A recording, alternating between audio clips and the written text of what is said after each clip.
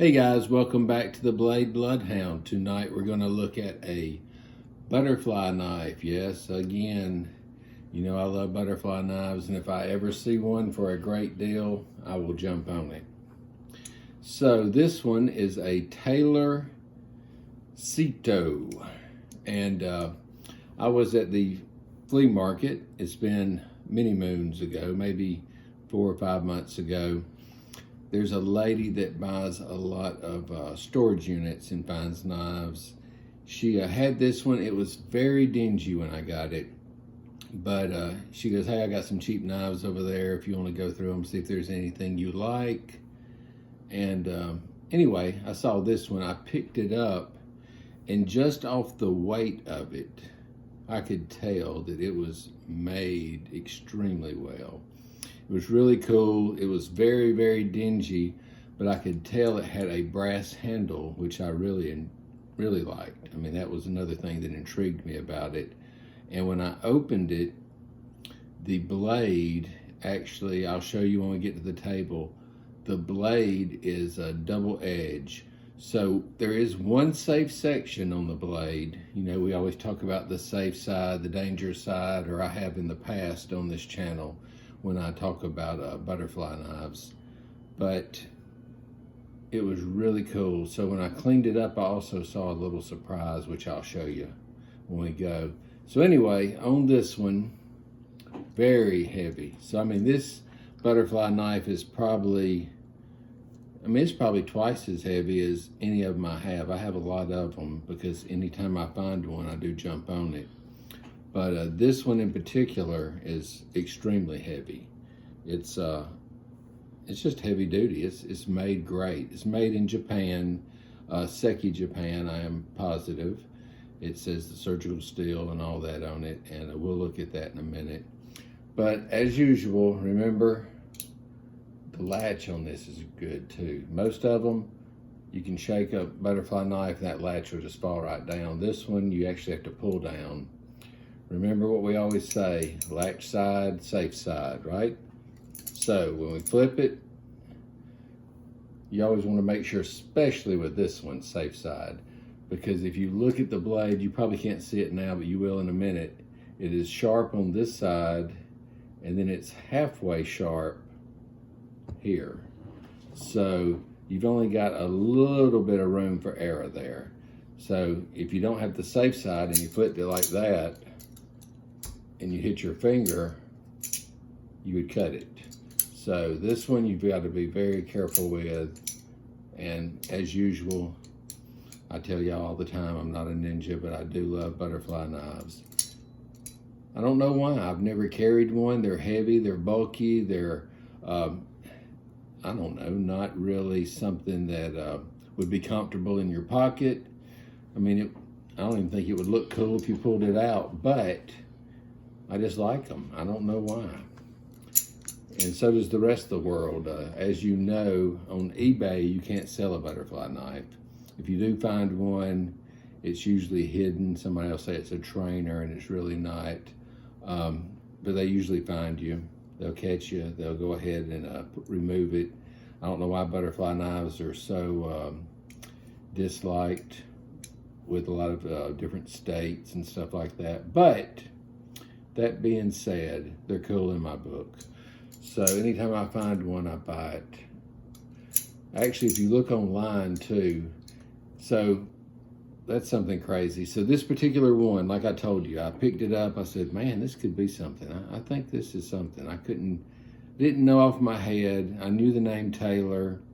I thought I'd remembered it, but I wasn't positive. So as soon as I got home, I looked it up. There's horrible service there. So, you know, not only you don't want to pull out your cell phone and look up a knife, but their service is so bad you can't even if you wanted to. So anyway, I said, how much is this one? She said $3. I said, hey, I'm all down for that. I'd buy 10 buckets full of them for that. So I was looking at it. When I got home, I did a search on it.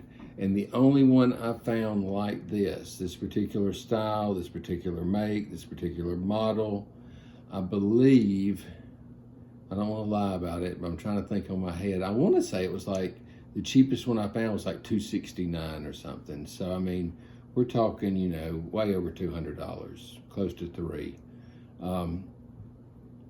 The lady, of course, you know, she always teases me when I'm there. She goes, I don't know what this is, but, you know, I just price it. And, you know, she has nothing in it. Half the time she buys these units for $50 and, you know, tells me how she made $2,000 on them or something. But on this particular deal here, it actually came out pretty well. You know, she made the price, I bought it.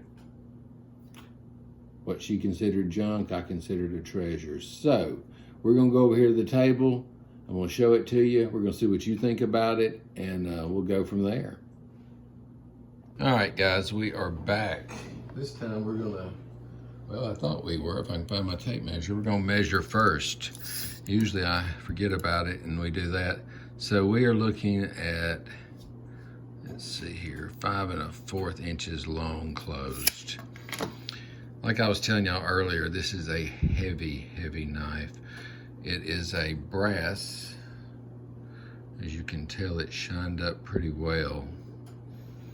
But what was neat was when I was shining it up, I noticed this number here, 193. I don't know what that number means. When I was doing some research, you know, I went off the model, which is stamped on the blade, and I'll show y'all that. But like I was telling y'all earlier, this is actually sits in there well. All right, so we're not gonna be flicking it here at the table. Let's look at the old tang stamp first. So the tang stamp says Taylor / I guess that is Seto Surgical Japan, which Taylor, a lot of Taylor knives that were made in Japan, they're all made in Seki City. So I like that off the get-go. That right there, you know, I was like, hey, now we're talking my kind of knife. As you can tell, it is very sharp. The brand says Manila Folder. So I was telling y'all earlier about being careful with it. So sharp on this side, but it's also sharp here. So if you can tell, you've got a little bit of play here. This is where you want your finger to be hitting when you're flinging it around. But it's got a good edge all the way down there. And then on this side, an edge all the way here. It's kind of like a dagger from here to here. Like a dagger design. Let's flip this side over. This side, you can tell that swedge goes down, but you can also see that edge there. And you see an edge here as well. So it's pretty cool. It's a neat knife. I mean, I just really, really liked it. When I saw it, I just had a feeling. I said, I think this is gonna be something. But also, I just wanted it because it was a butterfly knife. And everybody knows that I do like the butterfly knives. Very well made. You know, a lot of times they'll have, see this little pin right here that separates it when it hits. As you can tell, it hits there and it locks. But really cool. Now these holes are made for weight distribution, but if it didn't have those holes, I don't know how much it would weigh. I wish I had a scale and we would actually weigh this thing, but I don't have one. I mean, I have one for coins and stuff that I've bought. I used to weigh coins all the time to make sure it was legit when I got them. But I just thought this was a jam-up knife. Very cool and very nice. Now, when I picked it up, you could tell it was brass, but I mean, it was so dark. I mean, it was really, really dark. It wasn't gold and shiny like this. So what I did was I came home and got some Never Dull. I don't know if y'all know what that is. It's a product that cleans Actually, I think I got it right here. I'll get it out and show you what that can looks like. Hang on a sec. All right, guys. Now, I am not teasing around. I'm not endorsed by these people. And hey, if y'all are watching this, Eagle One, give me a call. I'd love to be. Y'all can send me free products, but never dull.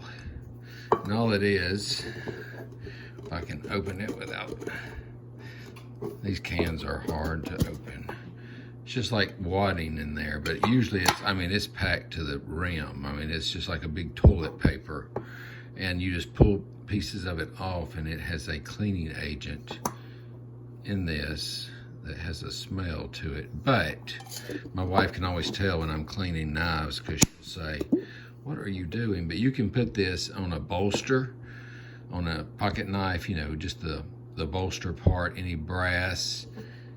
Use this here and it will shine it up like new money. You just have to rub it a little bit. I've never even read the instructions, so who knows? I could have been doing it wrong this whole time. But what I usually do is I'll just grab a wad of it and just rub, and that thing will turn black. It'll pull all the tarnish off, and it will make it shine like nothing. For example, I did not even see, it was so dirty I couldn't even see that number. So I don't know the significance of that. Like I always tell y'all, I should have researched it, but I was just so excited to get the knife, and at the price I got it at, that I did not care.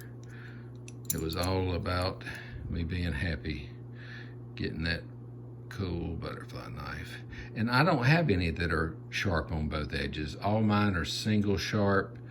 So when I was over there teasing earlier, and I said, "Hey, I'm gonna pull this bad boy out and show this knife," my wife said, "Are you gonna fling that one? Last time you dropped one on the table." I said, "Yeah, I did," but I said, "I'll be careful this time, or if not, we'll have some good entertainment."